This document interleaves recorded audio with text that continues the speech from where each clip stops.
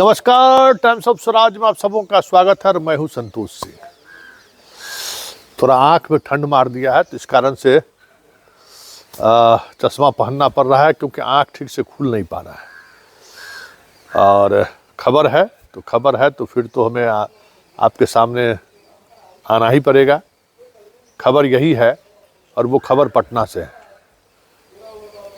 निगरानी ने शिक्षा विभाग को सूचित किया है कि जिन शिक्षकों का शैक्षणिक योग्यता की जांच नहीं हुई है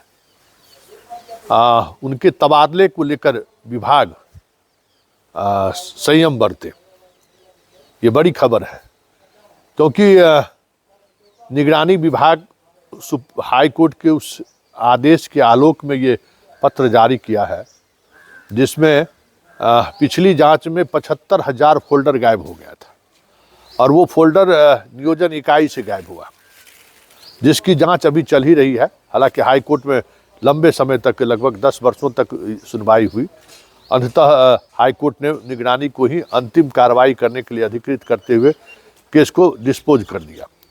लेकिन जो अब खबर ये आ रही है कि ऐसे 78,000 शिक्षक चिन्हित किए गए हैं जिनके डॉक्यूमेंट्स को लेकर समस्याएं खड़ी हुई है। उसमें 24,000 TRE-1 और TRE-2 के शिक्षक, जिनके डॉक्यूमेंट्स में कई तरह की त्रुटियां सामने आई हैं। जैसे बिहार की बाहर की महिलाएं, लड़कियां जो STET को लेकर जो निर्धारित अंक है उससे कम अंक लेकर शिक्षक बहाल हो गई है। फिर विषय, अब दरभंगा से जो खबर आई कि वो केमिस्ट्री में बहाल हुए जबकि उसका विषय कृषि है। गोपालगंज से भी, मतलब बिहार के विभिन्न जिलों से पहले राउंड में ही लगभग 2700 ऐसे शिक्षक पकड़े गए हैं जिनका सब्जेक्ट जिसमें बहाली हुई है उनका वो ग्रेजुएशन का सब्जेक्ट नहीं है। अभी जांच चल ही रही है। ऐसे में निगरानी ने सरकार को सूचित किया और उसी के बाद जो शिक्षा मंत्री हमारे हैं, शिक्षा मंत्री तो पुलिस डिपार्टमेंट से ही आए हुए हैं। उनको पता है कि अगर कुछ भी ऐसी प्रक्रियाएं हुई जिस प्रक्रिया के तहत अगर गड़बड़ी की बात हुई और जांच शुरू हुआ और विभाग की संलिप्तता हो चाहे नहीं हो, विभाग के नॉलेज में अगर ये बात है कि इस तरीके से इतने फर्जी बहाल हुए हैं और उसके बावजूद भी तबादला किया जाएगा, तो फिर पुलिस को अनुसंधान के दौरान ऐसे अधिकारियों पर कार्रवाई करने का पूरा अधिकार बन जाता है।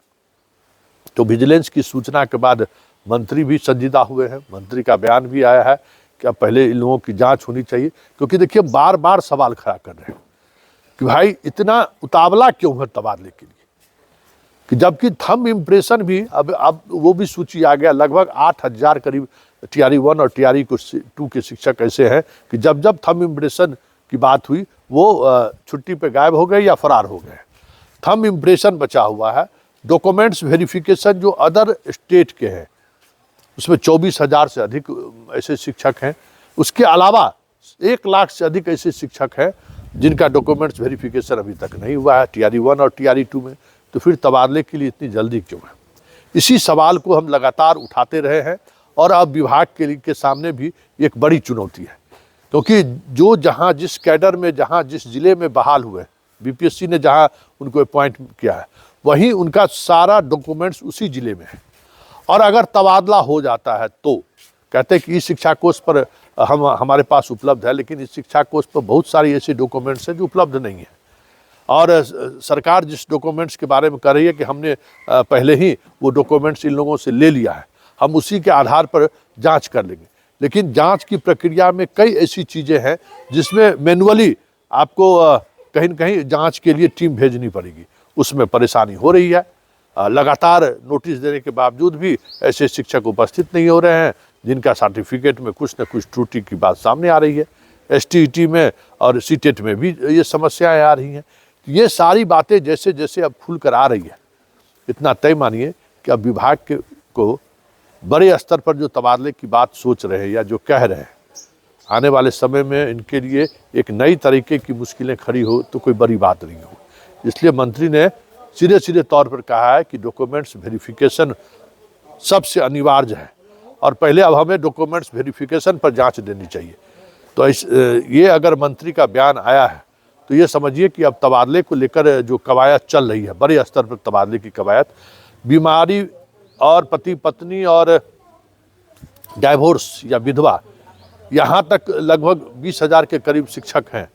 उन शिक्षकों के तबादले को लेकर सहमति बन जाए तो यही बहुत बड़ी बात है, क्योंकि जो सदस्य हैं वो भी अब इस बात को लेकर सशंकित हो रहे हैं कि अगर बहाली के दौरान किसी ने गलत सर्टिफिकेट का इस्तेमाल किया है और वो अगर पकड़ा जाएगा तो फिर तबादला करने वाली बॉडी के अधिकारियों को तो भी कहीं एक्यूज न बना दिया जाए, क्योंकि डॉक्यूमेंट्स वेरिफिकेशन नहीं हुआ है, पूरे शिक्षक प्रोबेशन पीरियड में है, फिर तबादले की जल्दबाजी क्या है।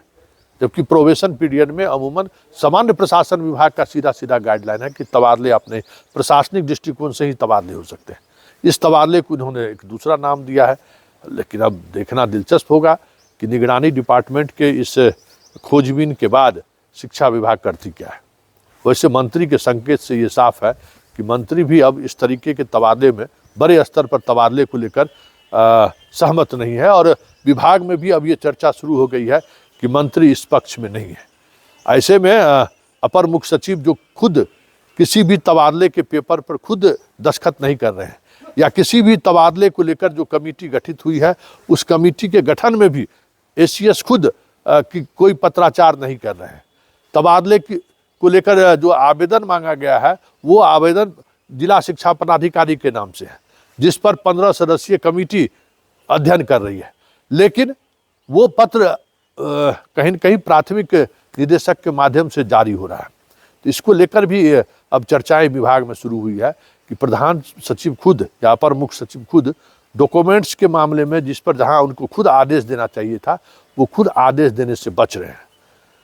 तो एक शक की गुंजाइश विभाग के अंदर के अधिकारियों में भी बहस के दौरान, बातचीत के दौरान उत्पन्न होनी शुरू हो गई है कि ऐसे में कहीं ये ना हो कि अपर मुख्य सचिव का तबादला हो तो फिर बाकी अधिकारियों पर एक अलग तरीके से जांच कमेटी बैठ जाए। जैसे के पाठक के समय कई फैसलों पर जांच कमेटी गठित हुई और कई जिले के जिला शिक्षा पदाधिकारी, डीपीएम वगैरह सब लोग निशाने पर हैं। तो ये भी एक बात है जिन बातों को लेकर विभाग के अंदर अब मंथन शुरू हो गया है। ऐसे में आने वाले समय में तबादले को लेकर एसीएस के द्वारा जो भी दावे किए जा रहे थे और जिस तरीके से दावे किए जा रहे थे, वैसे 10 दिन से अधिक हो गए हैं, 35 वही जो फर्स्ट लिस्ट निकला है वही अभी तक निकला है। बाकी जो गंभीर कैंसर रोग से पीड़ित हैं उन पर अभी भी बीपीएससी और TRE-1 और TRE-2 और अब तो नियोजित वाले को भी वो मंगा रहे हैं, जो कल परसों तक वो भी डॉक्यूमेंट्स उनको आ जाएगा। तो मतलब पहले कैंसर वाले को ही हमें लगता है कि तबादला करते करते ये महीने बीत जाएंगे, उसके बाद तो बहुत बड़ा लॉट होगा। तो कहने का मतलब है कि आने वाले समय में तबादले को लेकर जो बातें कही जा रही हैं और जिस स्तर पर बातें कही जा रही है वो सारी चीज़ें आपको बदलती हुई दिख जाए तो कोई बड़ी बात नहीं होगी।